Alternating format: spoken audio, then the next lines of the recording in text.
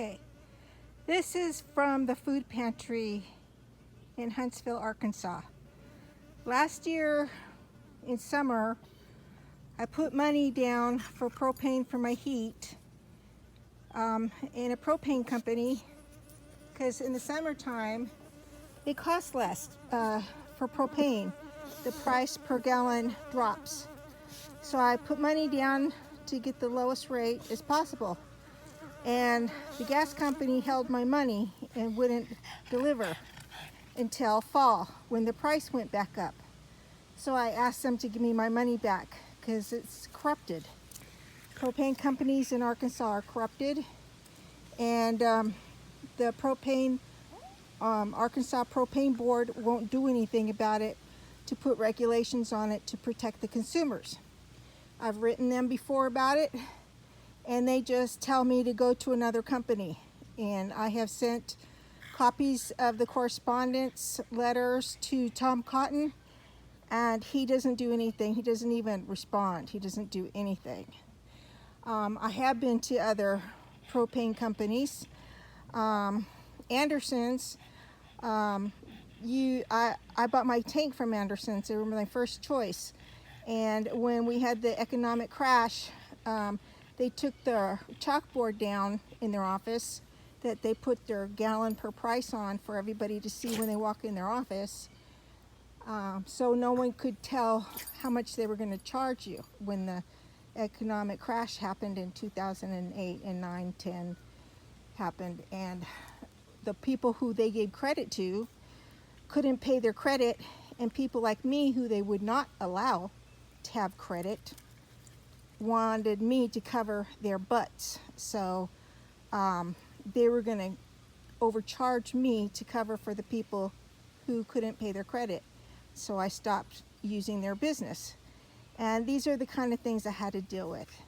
Another company I went to, AmeriGas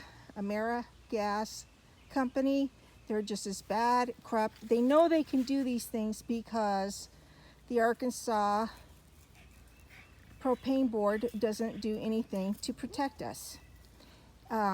They price gouge customers. AmeriGas price gouged me repeatedly. They'd say there is no discount in the wintertime. We give discounts to people who order more often. So I ordered more often to get those discounts, but they were never given to me. Then it was something else. Then it was something else. They would think of new things constantly to change their reasoning, and I was never allowed to have a discount ever. And I was always being price gouged, and they were really corrupt. So I was running out of options for propane companies, and I had no resources to help me. So I had to use rollout heaters, plug-in electric heaters. And then my electric bill was going over $200 a month in the wintertime. And it took me a long time to catch up on my electric bills. I was falling behind. And this is what happens in the rural Arkansas, where it drops into the freezing, and we have freezing rain and snow and ice storms and all that kind of disastrous weather conditions in the wintertime. And people cannot afford to have food, and they will go and apply for food assistance or whatever they can get from a church, anything to eat. So my electric bill was going up to over $200 a month, and it took me into June to catch up because my electric bill then was going down. You're always one month behind in your electric bill, and it was finally going down. And anyway, I had to go to the food pantry, and I hadn't been since the economic crash in 2010. I hadn't been to the food pantry line, and it was the first time this year, 2025, and they had cars lined up to people. They don't let people inside the building. You have to pull up in a car and you're greeted. at the door, and there were cars, 2 rows of cars all the way out to the street. And this is what I got. This is chicken, frozen chicken that I can tear apart and boil. Noodles. I got 2 packs of noodles. The noodles over here. And walnuts. I got a couple packs of walnuts. Here, we'll put the walnuts over there.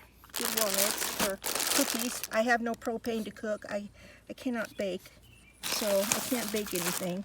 I have no stove to cook on. And lentils here. We got lentils there. And some kind of a corn grits, which I've never had before.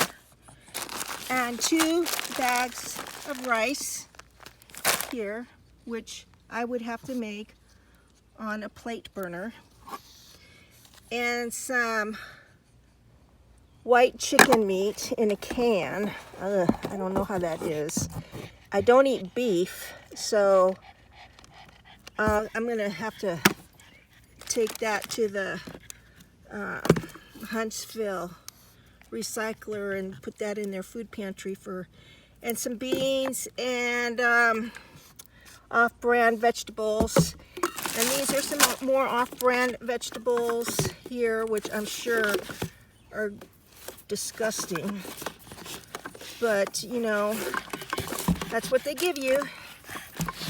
And it's so easy. Some red salmon, that might be good. That might be good, some good spinach. That's a good brand. And this is what they give you. And here's some hazelnuts and some red beans and some raisins. And state and county and doctor offices are so out ready to say, well, go to the food pantry. You know, they get their paychecks. They get their paychecks, they don't care. La Heap employees, all those people. Well, then go to the food pantry.